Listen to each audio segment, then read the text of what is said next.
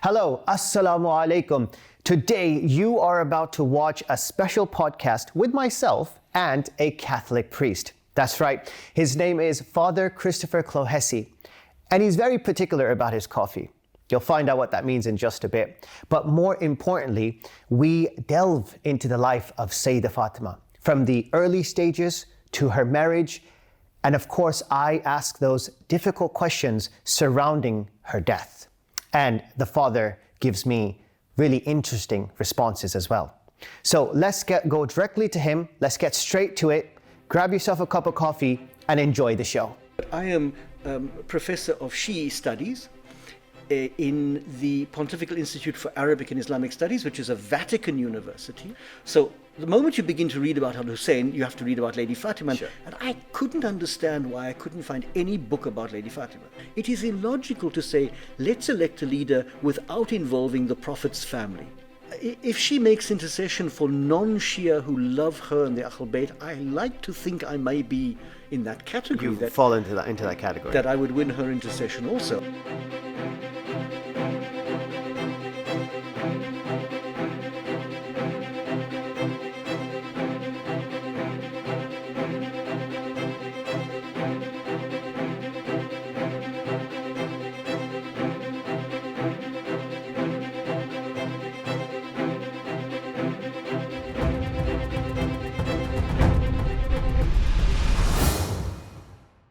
Father Christopher, I'm going to say this out loud.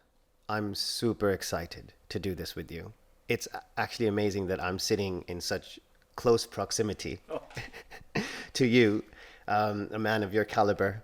And to make sure that I do this right, they've given me this iPad so I can keep track of what I need to say. Look, I didn't even say good morning or good afternoon. What time is it? What time is it right now? It depends whether you want Italian time or British time. Let's go with where we are. So we're in London. We're in London. It's late morning. Good morning. Good morning to you. How are you? I'm excellent, thank you. How are you? Fantastic. I'm Great. doing very well. Good. As I said, I'm thrilled. I'm stoked to be doing this with you. Grand. So let me start off trying to introduce you. It's a long list, but I'm gonna summarize it how Google's summarized it. But I will be obviously coming to you. You need to tell me about yourself, Father Right. Christopher. That's the real way to do it. Google says you're a lecturer. Google says you are a researcher. You're an author, which we need to talk about your books as well. Please, let's do that. And to boot, you're a man of God. You are a Catholic priest. Now, here's what I feel.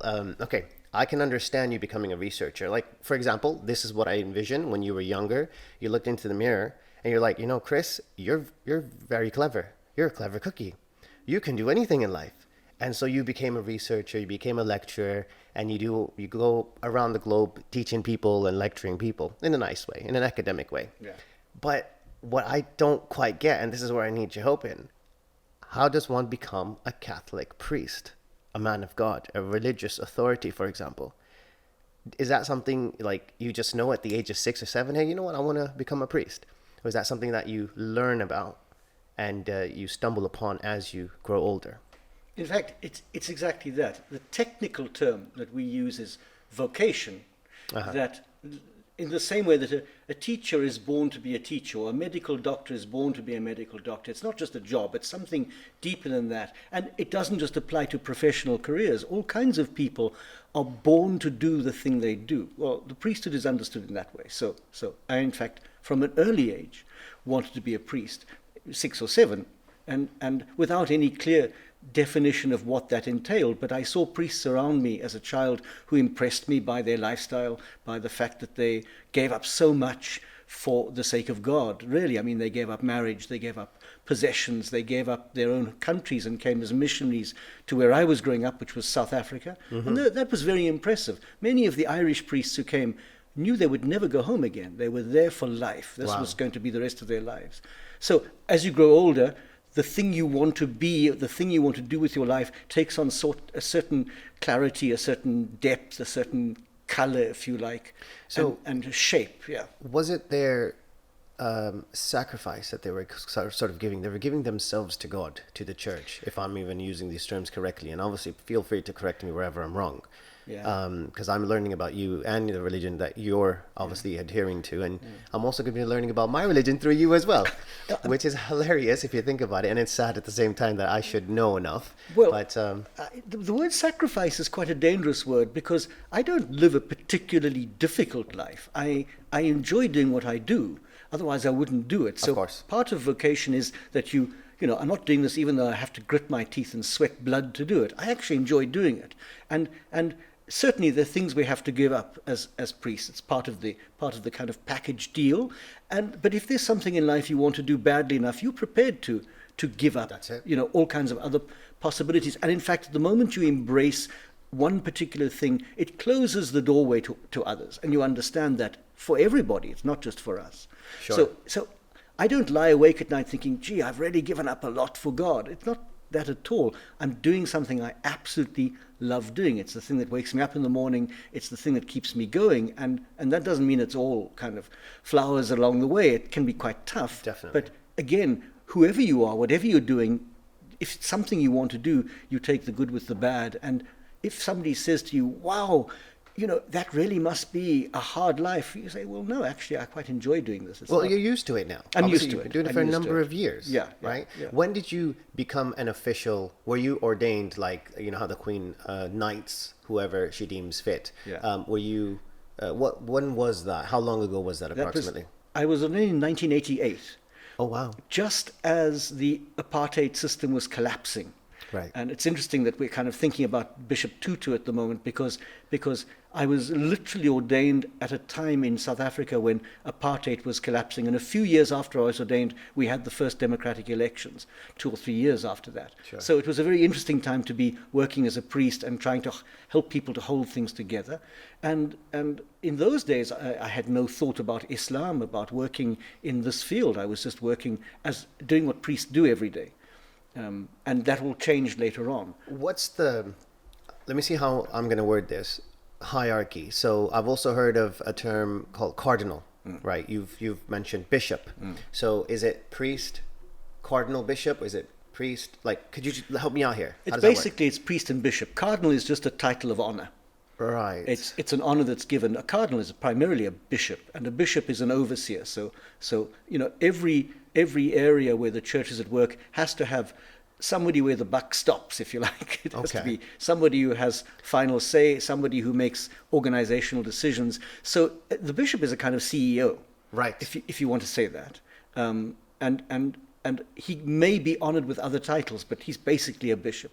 And a bishop looks after, the city of London is looked after by the Bishop of London, who also happens to be a cardinal as a sign of honor for the work he's done. But he's a bishop. Okay. And he looks after the Church of London. I'm probably going to say this wrong, but okay, so in the Shi'i world, would a bishop be an Ayatollah? No, because an Ayatollah is something very specific in terms of his own academics and his jurisprudential training, whereas a bishop is not necessarily that. A bishop might be chosen just to administer, right, without necessarily being an academic, where generally an Ayatollah is a man of profound learning whose life has been tested and who often has a very good comprehension of things like fiqh and jurisprudence and all that. Yeah. The bishop doesn't necessarily have to have that. He has to be a man who can run a church.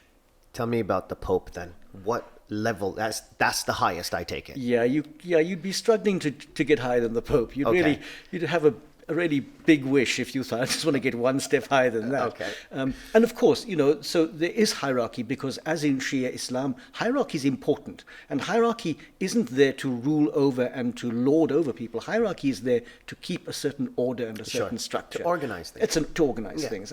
And so the Pope is really chosen by the bishops to be the universal sign of the unity of the church. The Pope, whether he's living in Rome or wherever he was living, the Pope, it's not Rome, it's the Pope who is the sign of our unity, that he is the voice of authority.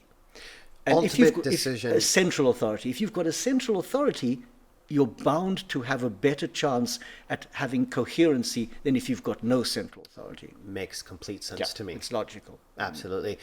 You're currently based in Italy. I am. Is that correct? I am, But you're originally from South Africa. Yeah. So that's correct. So far I've captured everything correctly. Your what is your role? Like, tell me your day today in Italy, because you reside there. And how long have you been there? Oh, I've been in Italy on and off since '97. Okay, that's a long time. It's a long time, with breaks in between. Sure. So basically, I'm a professor or a lecturer. Professor sounds quite posh. In Italy, almost everyone's a professor. Okay. You know, so even whether you're teaching kindergarten or in a university, you are a professor. Sure. But I am professor of Shi'i studies in the Pontifical Institute for Arabic and Islamic Studies, which is a Vatican university, which does primarily that. It teaches classical Arabic and it teaches Islamic studies, both Sunni and more now, because some of us have pushed, Shia studies. And basically we're teaching anybody who wants to do that course. So we're not training missionaries to go and convert Muslims. That's not what we do. In fact, if people come to us with that idea, we chase them away and say, no, that's not us. We basically train people to have an academic understanding of classical Arabic and of the classical Arabic texts of Islam. That is Quran, Hadith, history, and fiqh. And the University of Vatican does this. It's a Vatican Is that the official name? Yeah. Vatican University. No, it's the Pontifical Institute. Pontifical That Institute. is the Papal Institute for Arabic Islamic Studies. This is where you're a professor, but not a professor of. Well, I actually am a professor, a real professor. A real professor. But in every country, the name professor changes. There's a certain Different meaning requirement behind it, attached. requirement. But I am in fact a professor at that university. Yeah. So you wake up in the morning, you grab your cup of Joe. Yeah. Real Italian Joe. Real Italian Joe. Not instant stuff. So what is it that you're having here then? This is green tea, because I couldn't find a machine to make real coffee. I don't blame you. Yeah, because so I wouldn't be happy if you were having the instant stuff as well. This wouldn't be instant. So yes, I do. Well, we get up. We start quite early. We have formal prayer time in the morning. The 5 of us who live in the college, who live on campus. Sure. We get up early. We're all priests. All of us have doctorates in Islamic studies. We've got one who's got a doctorate in Islamic law, another one who is a specialist in mysticism and Sufism. Oh. I do the Shia side, and so on and so forth. Is there one, for example, other denominations within Islam that they've specialized in? Well, mostly... You said Sufism, you said Shia Islam, any others? Well, in fact, the college, for the most part, when I was a student there, taught Sunni Islam. And then I was the first one to do a doctorate in Shia studies. I said, no, let's branch out a bit, because Shia Islam is very important. Now we have far more courses in Shia Islam, Arabic Shia texts, etc., etc. But so I like to think that I've pushed it a little bit, because I think it's important that you embrace the whole Islamic family, not just one part of the family. Even if one part is a majority part, it doesn't matter. Majority doesn't mean anything at all. Numbers have never been the issue. Sure. You know, so we try to now teach the whole of Islam. Sure.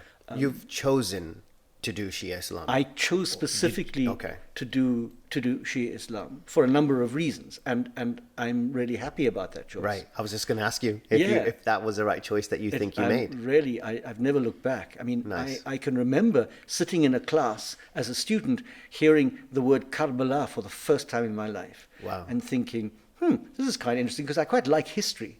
Sure. And the professor who taught me was a priest himself. He's a British priest who's now retired. And we spoke about Karbala, and I can remember afterwards thinking, I'm gonna read up on this. And I read a book by a Shia scholar who's just died, by Mahmoud Ayub, Sure. About redemptive suffering, and I just knew immediately, this is where I'm going to spend all my energy. This particular moment of Shia history, because Shia history is massive. You know, you can be a Shia historian, Sure. but that covers a huge amount of space. So I specialized in the personalities of that first moment of Shia Islam. That is, the Prophet, not so much the Prophet himself, but Fatima, Lady Fatima, and then her offspring, the Karbala event, and the immediate results of Karbala. That's where I focus all my attention. You know, I'm so glad that you mentioned these noble personalities, specifically Sayyidah Fatima Zahra, peace be upon her.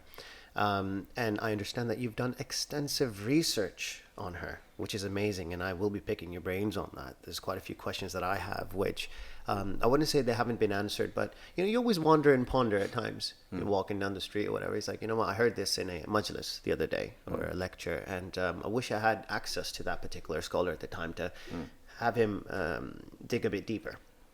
But I have you today, and you've studied, Yeah. say the Fatima, and you've explored her life. You've actually gone to the books, which is amazing. And this is what I find so fascinating. And you're kind of like this third person. You're coming in from that POV where you are, even though you may like Shias because you're studying them, but you can tell us that this is what the sources say. This is what the books are saying, right? And that's how you build your understanding of it. Sayyida Fatima, I mean, I can never ever, even if I wanted to, sit for like a whole day and decide how to talk about her traits, her morals. She's one of the most dignified. She's one of the most noblest ladies. She's the best of the best. And when she's compared to other women, we're also comparing her to the best women as well. Like, you know, take Saint Mary, for example. I mean, the accolades that this lady has, and the holy books speak of her virtues, and then we compare Sayyida Fatima, and then Sayyida Fatima comes out on top according to the Shia thought, etc. So yeah, please tell me about, where do I begin with Sayyida Fatima? She's, how old was she? Like her age. I know she didn't have much time on this planet. Yeah. And having such little time, she's made a huge impact on the world. Globally, not just her adherents, her followers, etc. What is it about Sayyida Fatima that you decided to actually dedicate some time and create or publish a book about her? Well, following on my fascination with Karbala, I thought, well, I need to write something. I need to do a doctorate. And my doctoral thesis was going to be a Christian theologian, trained in Christian theology, but also in a fair chunk of Islamic theology. By no means an expert in Islamic theology. Otherwise, I would have a title, but I don't, so I'm not. But I thought I could write about Al-Hussein from a Christian theological perspective, because, and we will, surely this will keep coming up, but if Al-Hussein is meant to be a universal model, then you have to release him from one particular religious family and open him up to others. That's clear. Okay, yeah. So I thought, well, let me see if I can produce a Christian theology of Al-Hussein and introduce him to the Christian world. The Shia world don't need to hear from me about Al-Hussein particularly, but the Christian world has never heard this name. Sure. So the moment you begin to read about Al-Hussein, you have to read about Lady Fatima. Sure. And I couldn't understand why I couldn't find any book about Lady Fatima. And I'm talking about books in Arabic or in English or in a number of European languages. There's nothing. And I thought, okay, so there's Ali Shariati. He's written Fatima is Fatima. It's not a book exactly. It's more of a pamphlet. Oh. It's not a huge, great tome, Shariati's What was his book. angle? Just about her life. Fatima as the model of what modern women want to be and could be. That was his model. Okay. It was a great work. Shariati was a great work. But it wasn't a great big tome with lots of references and sources. Sure. So I thought, we have to unearth this woman because she's buried under a lack of academic research. Sure. And you know, lots of kind of pious stories, some of which aren't great. Well, you know, my rule of thumb has always been, if you meet bad scholarship, it's pointless getting angry, just meet it with better scholarship. Okay. So I thought, I'm going to abandon Al-Hussein for a while and try to unearth this woman for who she really is, by going back to the sources and saying, okay, so there are a number of scholars who say that she doesn't figure in Sunni Islam. Does she not? Because the sources that I found, more than 50% of them were Sunni sources praising Lady Fatima. Wow. So I worked at producing what I thought was maybe the first, now it's not anymore, lots of people, but the first kind of academic work on Lady Fatima in English, or at least in a European language, but based on the Arabic sources, showing her importance from the beginning, because there were a number of scholars. For example, if you go to the Encyclopedia of Islam, the article on Lady Fatima is written by an Italian professor, a very bright woman who died this year or last year. But she basically said Fatima was very much on the fringes of early Islam. I thought, really? The Prophet's daughter was on the fringes? That can't be true. Somebody's missing some detail here. Yeah. So I basically just dug. What do you out. mean by that? I'm gonna dig a little bit further here. When you say fringes, like this author that's recently passed away. She said that Fatima didn't have much of a role to play. That she wasn't important, particularly to her father, in what he was doing at that time. Well, it depends where you get your information. Well, this is it, and that she had played no major role at all. Well, first of all, we know of a number of important incidents in the life of her father which involve Lady Fatima. Sure. Both things he says about her and actions she takes to defend his honor and his dignity while he's still alive. Sure. We also know of her momentous campaign after his death. Okay, we'll talk about that. Sure. And her own, amidst all her own suffering. But more important for me is that all of the most important information about Lady Fatima is in the Sunni books of Hadith. It's not missing. It's just been ignored. So what's coming to mind right now is that famous line, and you have obviously speak Arabic as well. I was told before. It's when Rasulullah sallallahu alaihi wasallam, Allah's greatest creation, he himself when he talks about Fatima, and it says that she was his mother. Yeah. Right. Do you know the Arabic of that? Well, she was called the mother of her father. The mother of her father. Abiha. Abiha. Yes. And which is a very, very interesting title and can be opened up a great deal. Exactly. Because it doesn't make sense. It doesn't make sense. If you're thinking in modern terms. But if you begin to dig a little and discover the role that she played in the life of her father. Now, her father is married. He's got a number of wives. Salama, for example, is very close to him, some of the other wives. But Fatima plays a much deeper role in her father's life in terms of caring for him, shielding him from insults and from verbal attacks. That's really interesting. I didn't know this. I mean, I should have known this, but his wives were present, and that's when he said this famous line about Fatima. Well, he said this famous line when she was still alive, when his other wives were still alive. Exactly. There's other people around him that are assisting the Prophet of Islam. However, he deems the assistance and the love and the care that Fatima is providing, alayhi salam, to him to be far greater in his eyes. I think without doubt, if you read the books of Hadith and the things that he says about her, there is no doubt that he loved his wives. And there are some of his wives, like Salama, who's a profoundly attractive figure. She really is an extraordinary woman and plays and has a deep love for Al-Hussein. Sure. And for Al-Hassan. And they play on her doorstep as little children. But I have no doubt from the reading I've done that for the Prophet, the number one woman in his life was his own daughter, his only surviving child. And it's this biased reading of history which really irritates one. There's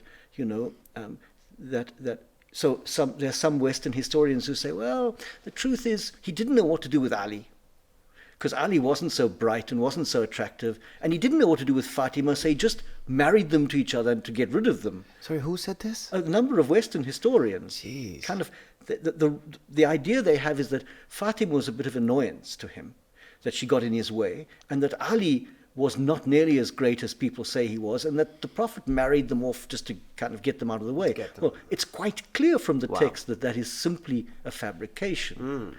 We have enough information about Ali to know what sort of personality he was. We have enough to know what Lady Fatima was like, and we have enough information to know that I don't believe marriages are made in heaven, but this one was made in heaven.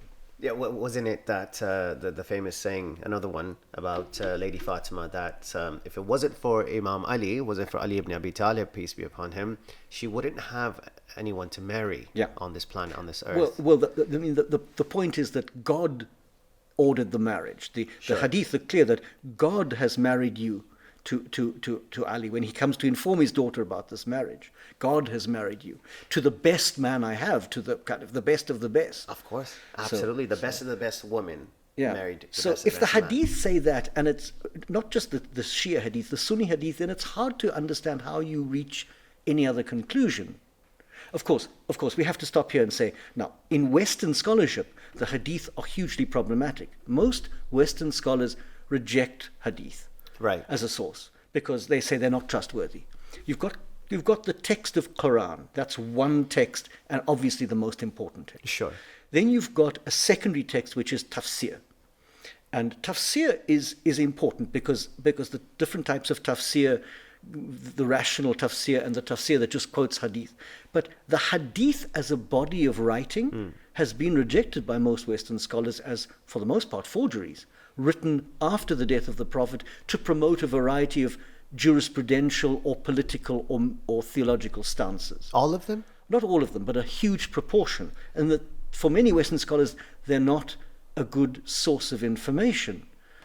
Well, I think they're an exceptionally important source of information because whatever you say about them in the end, millions of people live their lives by these principles. Very true. So, somebody once said, fairy tales are true, not because the details are true, but because they tell us that dragons can be beaten. That's why they're true. And the whole question of this very, very kind of scrupulous examination of the texts and this rigorous examination to see, is this forgery or is this a true hadith? That's important in scholarship. Sure. But when you want to write about personalities, you want to be able to enter into the texts that have formed and shaped them and that are still forming and shaping them. So I read the Islamic texts as sacred literature. Okay. However you want to define that. Do you also decipher which you feel is a fabrication and not, and then obviously take it accordingly, or do you just consider all of them to be something that you can gain benefit from? No. Certainly there are hadith that are confusing or difficult to understand, or hadith that are rejected. We know this. I'm quite happy to read a hadith and then at the end the man says, well, this is da'if, this is weak. So I say, okay, so I accept that. I'm quite happy with that. But I was using obviously the Shi'i hadith, and I was using the recognized, accepted Sunni hadith to unearth a picture of Lady Fatima that has been buried over the years, I thought, and she needs to be brought back to life again. So, early years, how does she help the Prophet of Islam? So, early years, again, there are big gaps. We have huge gaps in biography for all of these important personalities, and this is a big problem. Massive. Whether it's Zainab or Al-Hussein, there are whole chunks of their early life that we don't know about. We know that she was hugely supportive to him at the death of her own mother, Lady Khadija. Right. And at the death of some of her siblings like Ruqayya and some of the others. We know that as a young girl, she shielded him.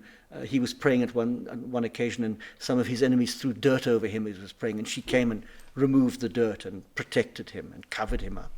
So she's a constant presence, but she's his last. I mean, he greatly loved Lady Khadija, and she's his last memoir of this wife who has died and whom he loved and had been the first woman to convert to Islam. She'd been the one he'd taken refuge in when he was frightened. So Lady Khadija can't be underestimated, her role. Sure. And Fatima, in a way, is the last memoir of this woman he loved.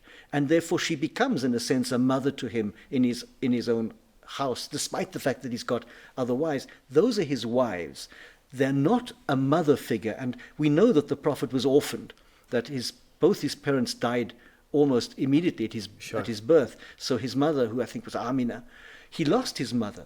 He was doubly orphaned. So now Fatima, the Lady Fatima, takes on this role of mother figure to him, protecting him, defending him, doing what mothers do, even though she's in fact his daughter. You said siblings. Sorry, you mentioned the name Ruqayya. Are you talking about baby Fatima's siblings? No, Mohammed, the Prophet's sibling. Oh, children, right. yeah. I got confused there. Her brothers and sisters, yes, certainly, but Right. his children, and it's quite hard to know how many they were because sometimes the same boy has two different names. Okay. But all of them die during the lifetime of the Prophet, except for Lady Fatima. She is so whether people like it or not, his sole survivor is this daughter. She carries his blood in her veins. She carries a whole lot of him in her. Sure. She is, as he himself said, a piece of me. Is it true that, and I've heard this as well from the pulpit, that when he would stand, like he would go to her house, he would see her and he would call her over, he would stand from where he was sitting, get her to sit down in the same exact position, take his imama, turban off, and place it on top of her as well. Have you come across that in your I haven't. exploration? I have come across details of how he stood up always whenever she entered a room, how he made place for her and had her sit next to him. The Prophet of God stood up for The Lady Prophet Fatima. for Bibi Fatima. Right. Did he do it from a father's standpoint, do you think, or is it because of the merits that this lady It must be harbored? more than. It must be more. Generally speaking, Fathers fathers don't stand up up for their daughters. Yeah, exactly. Even if a father who's very good mannered, he's not going to stand up for his own daughter. That every time he went anywhere, she was always the last one he went to say goodbye to, and always the first one he greeted when he came back. We know this; it's in the hadith. That he himself said, she is a piece of me. Therefore, she is greater than every other woman because, unlike Maryam, who without doubt is crucially important, but Maryam is not a piece of the Prophet of Islam, whereas Fatima, his blood runs in her veins. That's what he said. She is a part of me or a piece of me. And what's really, really hard for me to kind of understand is towards her the later years of her life, and I make it sound as if she was an older woman and she passed away her own natural death, but that's certainly not the case. Well, this is what I obviously want some information off you, if that's okay. So what are the books, what do they say from your research, from your investigations, about her age when she passed away and the circumstances surrounding that passing away? Okay, so there's a major discrepancy here among the Sunni historians and the Shi'i historians. The Sunni basically make her 10 years older. Okay. So according to the Sunni, she dies around the age of 29. According to the Shia, she's about 19 when she dies. Okay. So that's immediately a big problem. And what they do is they basically put her birth date 10 years earlier. So either 5 years before the prophecy or 5 years after the prophecy. So there's a 10-year discrepancy. So, and it's, whatever you are, whoever you are, it's very hard to get down to the details of this. How do you prove anything?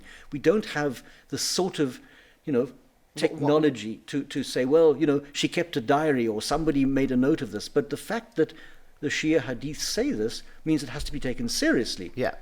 It's a completely another narrative. You can't just dismiss it because it doesn't fit your day's agenda. So some of the Sunni commentators said the reason that she married Ali was because she was getting older and nobody wanted to marry her, and the Prophet had to marry her off to somebody. Well, that's pushing hard, the text that we have. That actually is written down somewhere in a notable piece of work? Well, among some of the Sunni commentators, some of the Sunni historians, this is the general idea that, that she was getting on in life and nobody wanted to marry her. Now, we know from the Shia text that a number of people asked for her hand and were refused because she was being reserved by God's command for Ali. We know this according to the Shia texts, that those who asked her hand were rejected, and that Ali himself was quite nervous to ask because other people had been refused, and he wasn't wealthy particularly. He didn't have much to offer, and it was his family. He said, go and ask. I was actually going to ask you about the marriage, the proposal. Yeah. Was it Imam Ali who went and proposed, or how did it transpire? Just a quick thing on that. As far as I remember, it was Imam Ali who went to the Prophet and asked for his daughter's hand, but with great reluctance, not because of any other reason except other more prominent members of the community had been rejected already, without reason, that she was being kept for someone. And I think that Ali perhaps didn't imagine that it was him she was being kept for. Okay. But it was the order of God. It was a marriage that God had ordained. It was God who married the two, really, according to the text. And therefore, when Ali went reluctantly, he was given her hand in marriage because he was the one. So in the most simplest of forms, and obviously like our day-to-day lives, when we look to get married, or what we should be doing is looking for someone with good character, someone hardworking, etc., etc. So I think Imam Ali obviously knew that she was a pious lady, a pious woman, obviously the daughter of the Prophet, and knew. I mean, is that the angle? Is that the basics of what these books are telling you, that he just went without really knowing that Fatima is actually indeed made for me and I am made for her? Curiously, the books go the other way. The books have the Prophet explaining to Fatima that she is marrying the most honest man, the most upright man, the best man of his community. So if you read some of the very early Shi'i texts, the description of the marriage is more the Prophet explaining to Fatima who it is she's going to marry than than Ali being told that he is marrying. I don't think that Ali would have been under any misapprehension about who he was marrying, Sure. the daughter of the Prophet. You know, if we are prepared to accept Ali for who he really was, he would have known. But Fatima was told, I mean, it is a character description, a portraiture of Ali by the Prophet to Fatima, saying, this is the man you're marrying. And in the some of the early books of Shia Islam, some of the kind of early texts, you have a whole description of his virtues. He is the most honest, he is the best, he is the first to embrace Islam, a whole list of virtues about why it is he that she is marrying. So, Sure. you know, it depends on the text that you're reading. But I think that by the time of the marriage, neither of them were under any misapprehension about who they were marrying. Absolutely. Look, I'm not going to beat around the bush anymore. I am quite concerned and intrigued and really curious about the last days of her life, and again, certain events that took place. You've already alluded that there's a lot of differences, discrepancies, disagreements in how things transpire. You said the Shia version is 19, the Ahl Sunnah version is 29 approximately. That's her age of when she passed away. Yeah. Purely, look, from your investigations and how you've explored her life thus far, was there any funny business, for lack of a better word or term, surrounding her death? Okay, so the first thing is, I came to the conclusion quite early on that, and this is my own personal conclusion, I'm not sure that Fatima physically was well. I think towards the end of her life she was ill. Okay. Now, it could have been from exhaustion, from running a household. You remember, she asked for servants, and the Prophet said, no, I'll teach you some prayers. It's a much better thing to have. I think that she was not physically strong. I think she fought against frailty and weakness, and there might have been some physical illness there that weakened her. So she already had that to contend with. Then she had lost her father, who I say worshipped, and you know what I mean by that. Sure, she adored her father. He was the center of her life. And when he died, I mean, she lamented, that's the end. No more visits from Jibreel. It's all over now. Mm-hmm. So you add that, I mean, never underestimate human trauma, that trauma of loss to a girl who's probably already physically under quite a lot of pressure. Then you have the rejection of her husband and his rightful role. Then you have an attack of some sort that is hard to delineate because we're not sure of all the details. But the Sunni historian Tabari says voices were raised. That was how he described it. He said voices were raised. He doesn't want to go further and say there was actually a physical attack and injury involved. What was the location of where these voices were raised? The house of Fatima. So the house of Fatima. Okay. So we know the details. We know the outline that a group go to the house of Fatima. Now, why do they go? Do they go to make violence, or do they go to try and persuade Ali to give his allegiance, or do they go to pressurize, or do they go to forcibly bring Ali to the masjid and make him give allegiance? That's already. Did you see that in the books, though? Well, this is my own kind of conclusion that Okay. It's difficult to find what the primary intention was. When they get to the house, the situation changes slightly. Now, who's in the house? Ali and Fatima, certainly. Mm-hmm. Certainly Lady Zainab. Sure. Absolutely, as a young child, as Sure. a young girl. And quite possibly the other siblings, but certainly Lady Zainab was there. And of course, Al-Hassan and Hussein, certainly. So there seems to be some incident, without doubt. Some uproar, hoo-ha was made. Yeah, so it seems that there was an attempt to force their way in to a house which is already hugely problematic, A, because of whose house it was, and B, because that's not the normal way of behaving as a human being. You don't force your way into anybody's house, and especially not the house of Ali and Fatima. So far what you've given me thus far, Father, is that there was an uproar at or near the house of Fatima. Then there was a forced entry into the house of Fatima, house of Ali, alayhi salam, and Imam Hassan and Imam Hussein and Lady Zainab. I mean, these individuals, just their names Even this day and age, if you were to say them to somebody who has a little bit of idea, Yeah. would probably want to stand up or salute them. Yeah. And there's been just a few days after the prophets passed away. This is around about the time this that's is happening? almost immediate because things happen very quickly. Immediately after the death of the Prophet, while the Ahl Bayt, that is Fatima, Ali, Hassan, Hussein as children, Zainab, were preparing him for burial, while they were doing that, there were all kinds of political meetings going on. At least 2 meetings were happening. The Ansar were meeting in one place, that is the Medinan kind of Sure. cohort, and then the original Mecca cohort who had come to Medina. They were also meeting, and they kind of picked up that the other group was meeting, and they were a bit nervous of each other. Never mind, forget the Ahl Bayt. They were nervous of each other. The Ansar was saying, well, we don't want one of them to be in charge because we will get pushed to the side, and the original group was saying, we don't want one of the Ansar. They're latecomers. They weren't here from the beginning. So then the 2 groups come together, and this is the moment that Abu Bakr is publicly acclaimed in a very curious mechanism. We're not quite sure how that mechanism worked, but it's by kind of public acclamation. And I think it was Umar or Uthman or maybe Uthman, who said it should be Abu Bakr. Sure. Now they've got their new leader. Now they have to go and deal with the 3rd group, which is the Ahl Bayt, who haven't been involved in the process at all. And you have to ask yourself, even if you reject Lady Fatima as part of this process, even if you say, well, even if she's the Prophet's daughter, she's a woman, she doesn't have a role in this, you leaving out Ali, the son-in-law of the Prophet and the cousin of the Prophet, almost basically the brother of the Prophet, let's be honest. Yeah. The one who risked his life, the one who carried his banner, all of that stuff. You leaving him out of the process, that is illogical. It would be, and I keep saying to people, I grew up in a country where the majority of people, because of their color, weren't allowed to vote. That is illogical. Yes. It is not just immoral and evil, it is also against any logic. It is illogical to say, let's elect a leader without involving the Prophet's family.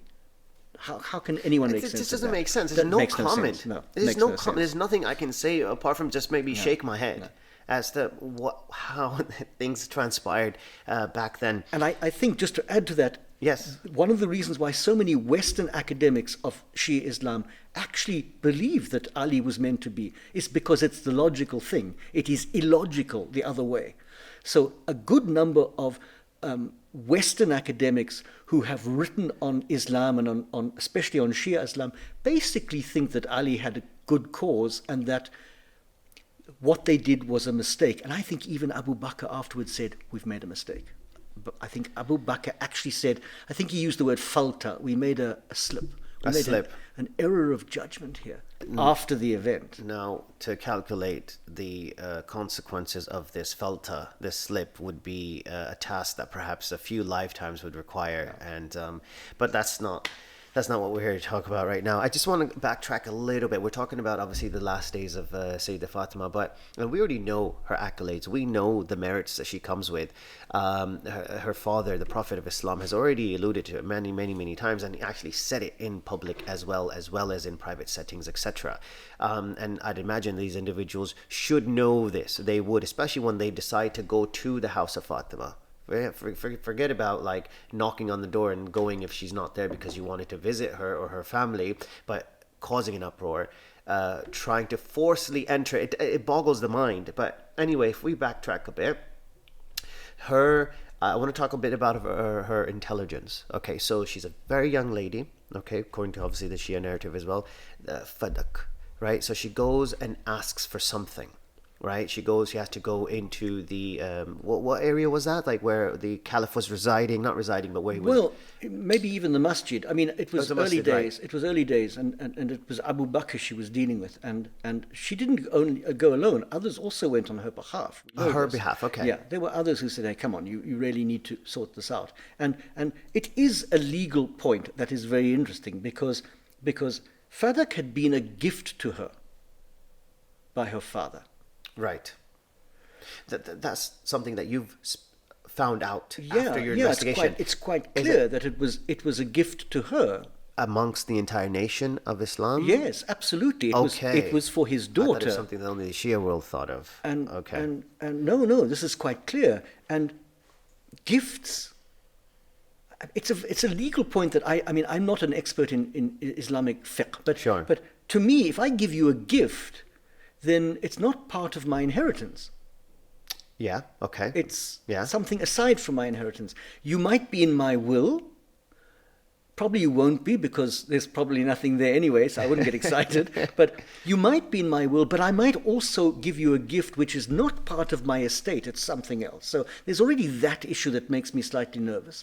And she hadn't, quite clearly, she hadn't taken possession of Fadak, it seems. Oh. Even though it was hers, I suspect that she hadn't acted on that particularly. But after the death of her father, she went to be given what was rightfully hers. Right. And so that she could perhaps take possession of it. The details, I mean, other people have written at length about Fadak, but But the opposite obviously took place, and the opposite took place. She was refused this, and Abu Bakr quoted Quran at her, right, which is quite a dangerous thing to do to the daughter of the to the Prophet. daughter of the Prophet, where the revelations were obviously. Yeah, you don't want to be Okay. doing that. Yeah. Because she was able, you could quite easily re-quote Quran back at him and say, well, you're wrong, actually. Did she not do that? She may well have done that. She did exactly that. And I think others did too. But even scholars like Suyuti, who's a top Sunni scholar, say, yeah, really, Fadak was hers. Really? That's a big name. It's a big name. And Suyuti really thought that it had been given to her and that it should be left to her. How many days after the death of the Prophet was this taking place? It's hard to judge because it all happens quite quickly. I mean, the meetings, the burial, then the meetings, the allegiance, the incident at the house. I myself suspect that if you're going to do a chronology, that this would be the last great thing, because then she preaches her famous protest or speaks her famous protest, and then that's kind of it. For her, she's already quite weak. She's full of grief and suffering. She's seen her husband rejected. She's lost her father. Now she's being treated unjustly by the person who is meant to be leading the house of Islam with integrity and justice, and already there are problems at the beginning. So all of this weakens her, and whatever Lady Fatima died of, I think it was a combination of factors that just finished her. From my perspective, and this is purely my opinion, right? If I'm in a situation like that, first of all, I would never ever want to be in a situation like that. But let's say we're talking about the Prophet of God, the last messenger, right? He's gone. What has he given us? He's provided us with a means of salvation. Okay, so we are now saved through him. How can we repay him back? At the very least, if his daughter or any family member of his comes and asks for something, if I have to give my house up, you know what?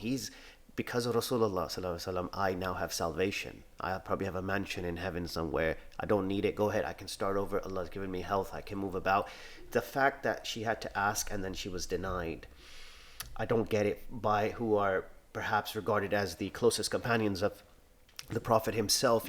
Just give it, even if it wasn't hers. Just give it away as a gift. Your father did too much for us. Yeah. There's a pettiness. There's a pettiness, and I think it all has to do, of course, with Ali, the position of Ali, that if you know that somebody else ought to be standing where you are standing, that's going to create a certain hostility to anybody who is in any way attached to that person. I think myself that even the fact that Abu Bakr could say afterwards, oops, we've slipped here, that they knew, and they didn't have the courage or the integrity to step back and say, wait a minute, let's just rethink this. And that's a dangerous thing to do, to be the first leader of the House of Islam, and to be the one who has to guide all kinds of things, including the expansion that's going to take place quite rapidly.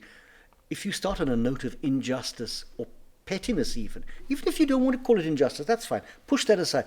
But pettiness, that's a bad way to start, really.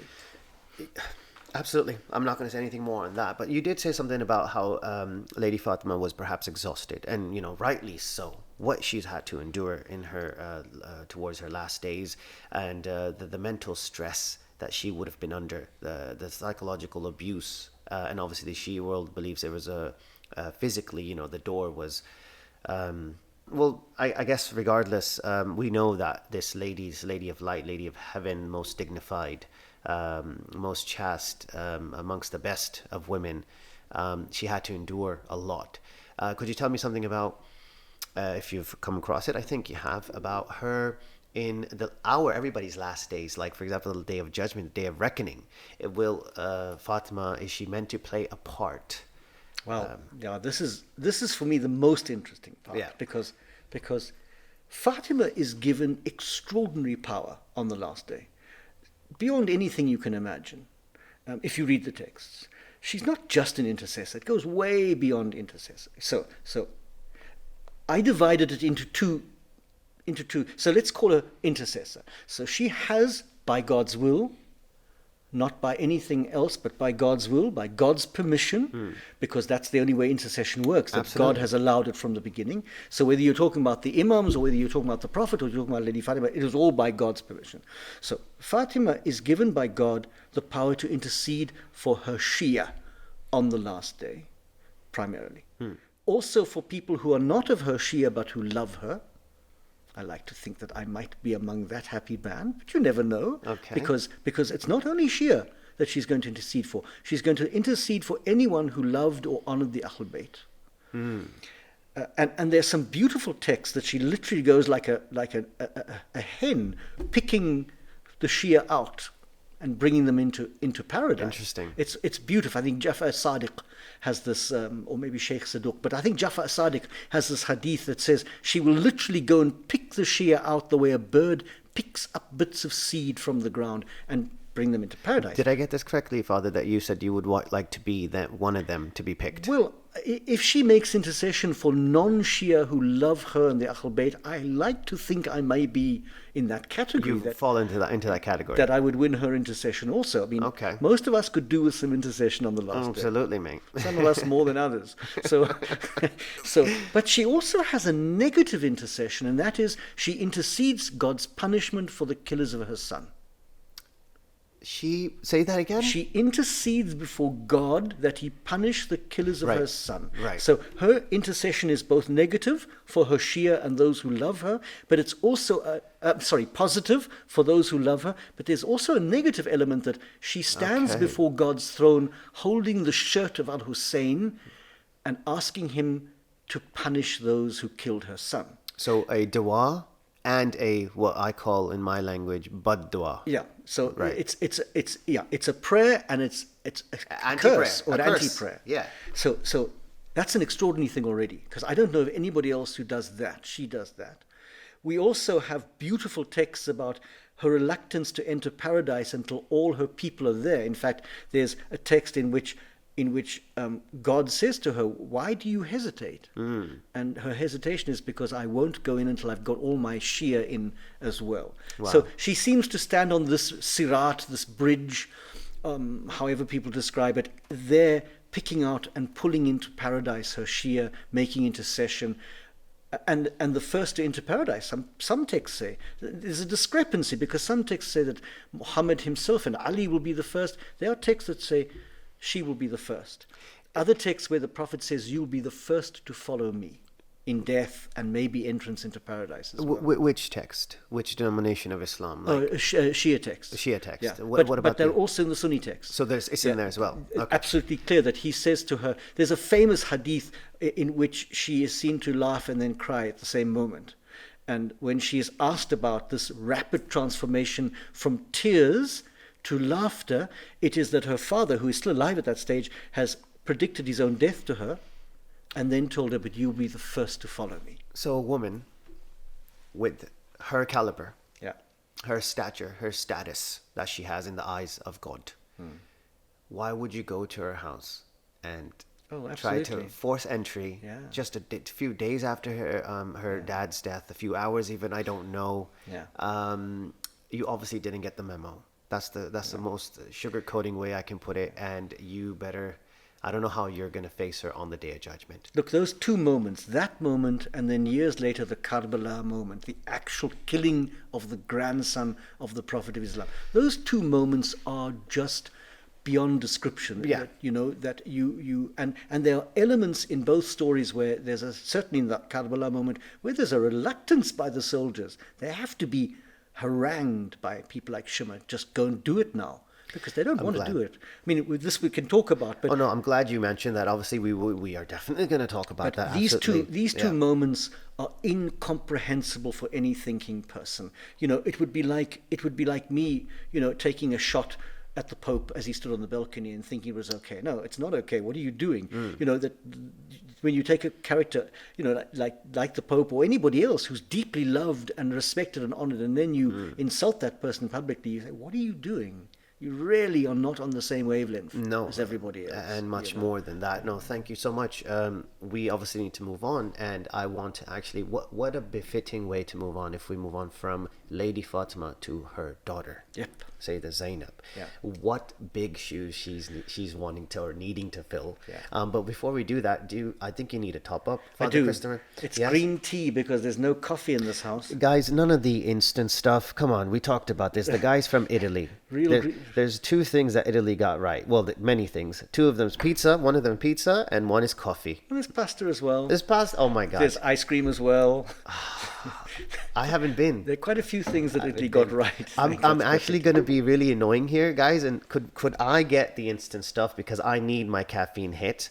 Could Father Christopher get green tea? Was that okay? By the way, it was great. Yeah, it was great. I'll have a refill of Same green tea. exact thing. It's healthy. I think.